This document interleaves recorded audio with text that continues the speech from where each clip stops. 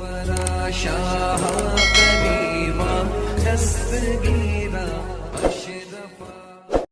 والے قیامت تک اس ہندوستان کی سرزمین پر مسلمان آباد رہیں۔ سبحان اللہ۔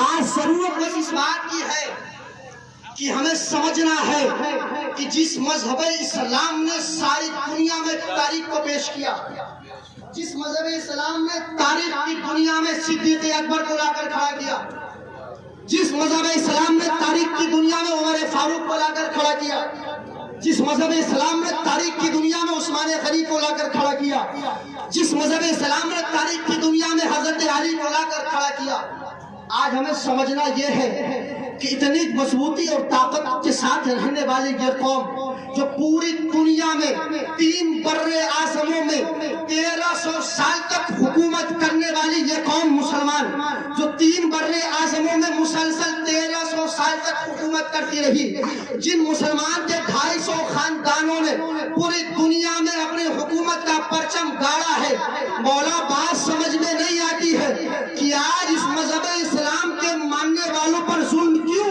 تو مسلمانوں یاد رکھو، بات صرف کلمے کی نہیں ہے، بات صرف نماز کی نہیں ہے، بات صرف روزے کی نہیں ہے، بات صرف حج و زکات کی نہیں ہے، اس لیے کہ نماز، اس لیے کہ اسلام نماز کے ذریعے نہیں پھیلا، اس لیے کہ اسلام قرآن کے ذریعے نہیں پھیلا۔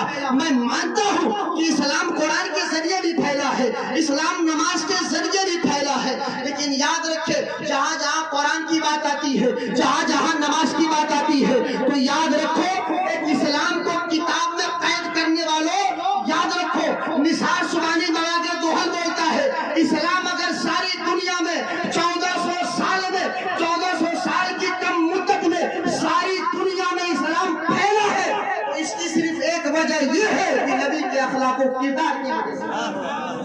سبحان اللہ۔ آج ہمیں ضرورت ہے اس نبی کے اخلاق و کردار کو اپنانے کی، اس لیے کہ یاد رکھیں، اس شعر کے ذریعے میں سمجھانا چاہوں کہ آج ہمیں ضرورت کیا ہے۔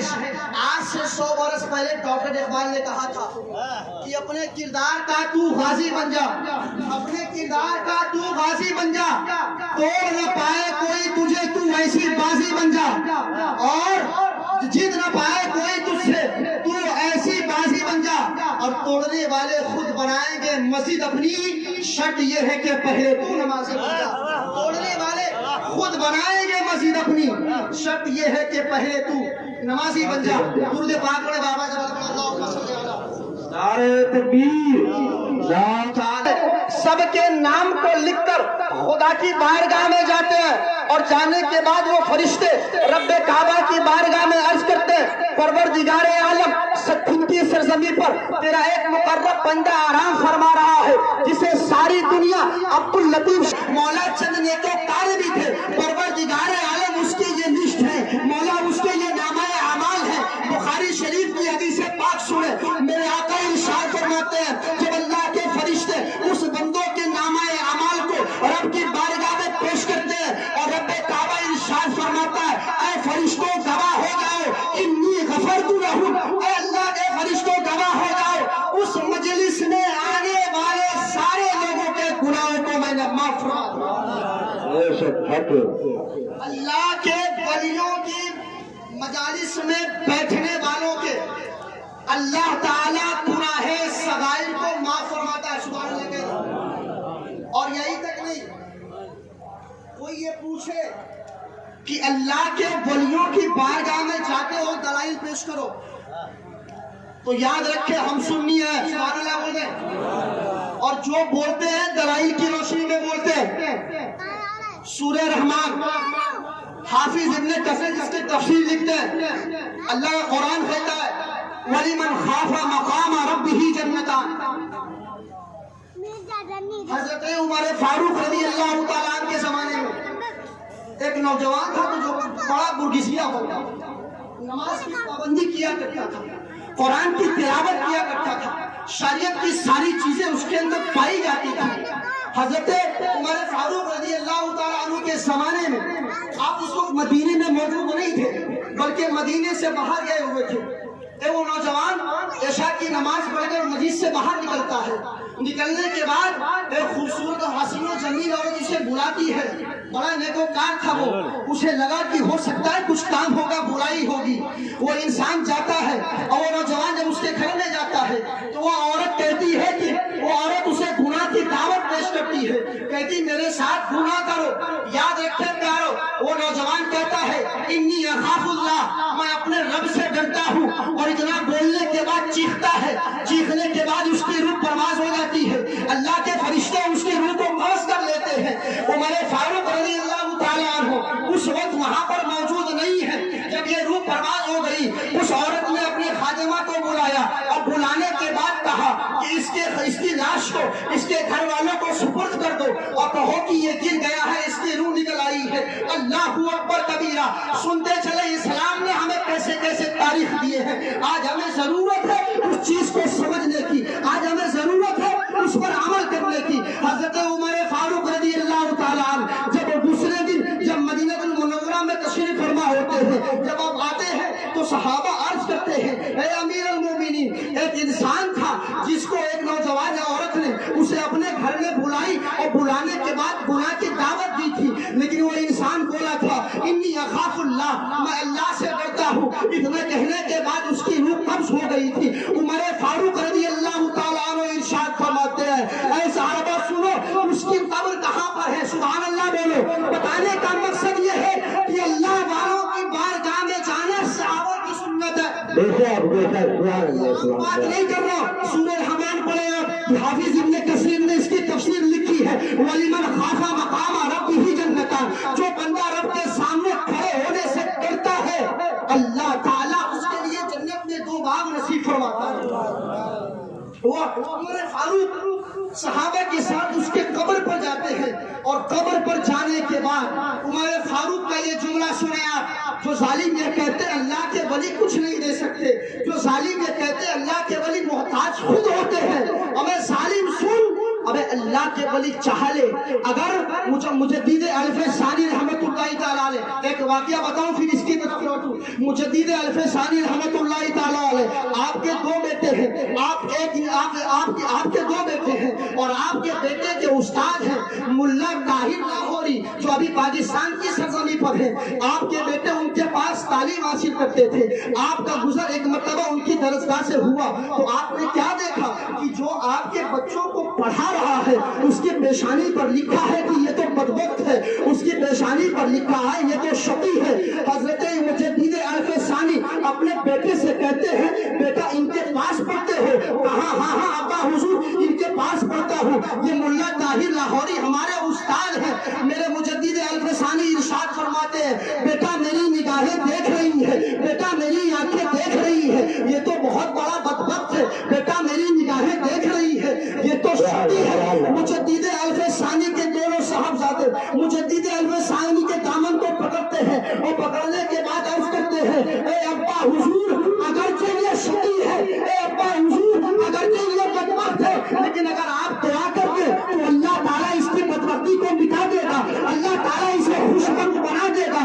मुजद्दिद अल्फ़ सानी फरमाते और 2 रकात नफिल नमाज पढ़ा और नमाज पढ़ने के बाद रब काबा की बारगाह में दोनों हाथों को फैलाया और फैलाने के बाद अर्ज किया हूँ ए परवरदिगारे आलम, जिस तरह तू गौसे आजम के कहने पर लोगों के तकदीर को बदल देता था, मौला ये मेरे बेटे का उस्ताद है, परवरदिगारे आलम ये शकी है, मौला ये बहुत बड़ा बदबख्त है, मौला इसे तू खुशबख्त बना दे। आप फरमाते हैं तो वह मैं हाथ बाद में मुंह पर फेरा, जब उठकर देखा उसके पेशानी पर लिखा था। आप फरमाते हैं जब मेरी निगाह उसकी पेशानी पर पड़ी तो मैं देखता हूँ कि उसकी पेशानी पर लिखा था खुशबख्त है। ये कहते हैं अल्लाह के वली क्या देते हैं? अबे अल्लाह के वली क्या देते हैं? सुन, अगर जूती चप्पल आसमान में उड़े, मेरा गरीब नवाज जूती को हुक्म दे तो जूती उसके सर पे पड़े। तो कहता अल्लाह के वली क्या देते हैं? तो सुन, अल्लाह के वली ये देते हैं कि अगर किसी खच्चर पर रेत जाती हो, रेत खच्चर को हम इस्तेमाल करते हैं काम लेने के लिए, अगर कोई इंसान खच्चर के ऊपर रेत लाद कर ले जाता हो और उस वक्त बाबा फरीद ये कह दे कि इस खच्चर के ऊपर रेत नहीं बल्कि शक्कर है, तो अल्लाह ताला उसे शक्कर में बदल दे। तो ये कहता अल्लाह के वली क्या देते हैं? तो सुन, एक बूढ़ी माँ ये तमन्ना करते اس عبد اللطیف کے سامنے والے میں تالاب میں چھلانگ لگا کر اپنی جان دے دوں گی.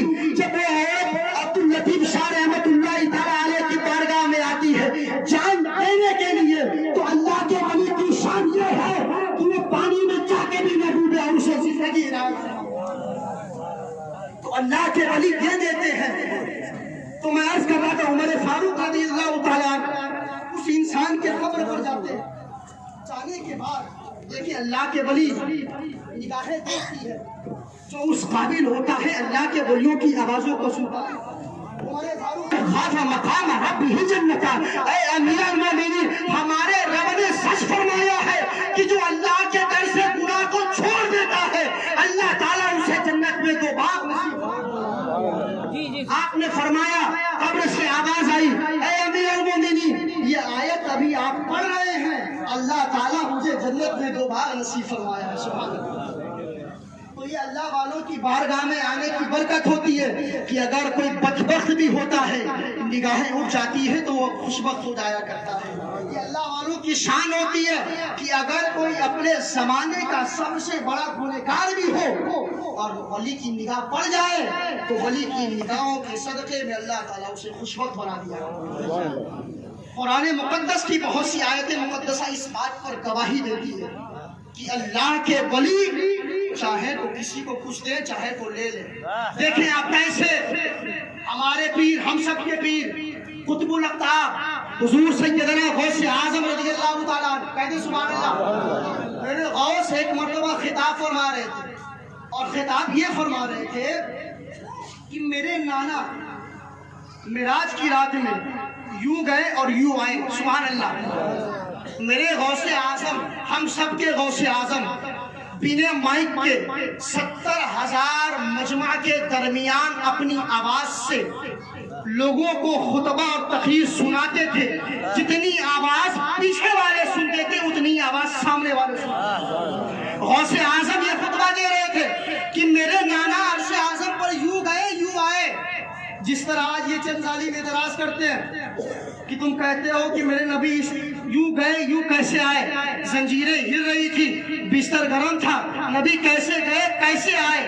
تو میں ایک جملہ بولا کرتا ہوں ہمیشہ، اور الحمدللہ ہم سنی ہے اولیاء کرام کے ماننے والے ان کے دیوانے ہیں. صرف دیوانے نہیں کہلائیں گے بلکہ ان کے اخلاق و کردار کو بھی دیکھنا ہوگا، ان کی زندگی کو بھی دیکھنا ہوگا.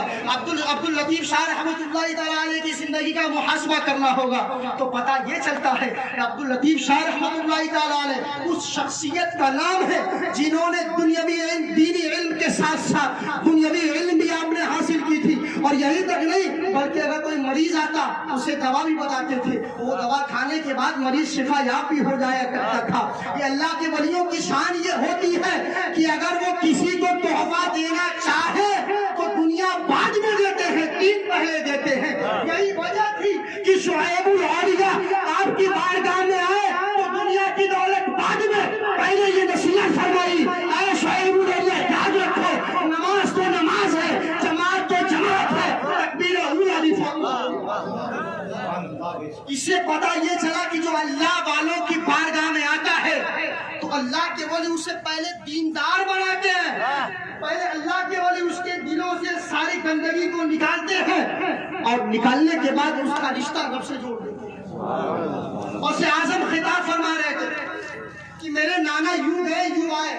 آج چند لوگوں کو اعتراض ہے نبی یوں کیسے گئے یوں کیسے آئے. تو سنو، جب ابراہیم علیہ السلام کو نمرود نے آگ میں ڈالا، بلبلِ سدرہ جبریل امین حاضر ہوئے، عرض کرتے ہیں اللہ کے رسول آپ اللہ کے خلیل ہیں، لیکن اللہ کے رسول یاد رکھے میری پہنچ وہاں تک ہے، میری رسائی وہاں تک ہے، میں وہاں تک پہنچتا ہوں جہاں تک نہ کسی نبی کی رسائی ہے نہ کسی فرشتے کی رسائی ہے. اے اللہ کے رسول اگر کوئی حاجت ہو تو بتاؤ، رب کی بارگاہ میں رکھوں، پروردگار عالم کی بارگاہ میں رکھوں. حضرت ابراہیم علیہ السلام ارشاد فرماتے ہیں جبریل تم سے کوئی حاجت نہیں ہے، جبریل تم سے کوئی حاجت نہیں ہے. اب چلو معراج کی رات مختصر سمجھانے کے لیے بتا رہا ہوں، ایمان میں تازگی کے لیے بتا رہا ہوں. معراج کی رات میں آؤ، سدرہ پر جبریل امین ہاتھ باندھ کر کھڑے ہیں اور عرض کرتے ہیں اللہ کے رسول اگر اس کے آگے جاتا ہوں میرے پر جل جاتے ہیں. میرے آقا ارشاد فرماتے ہیں جبریل اس دن کو یاد کرو جس دن آپ نے میرے دادا سے کہا تھا، میرے دادا ابراہیم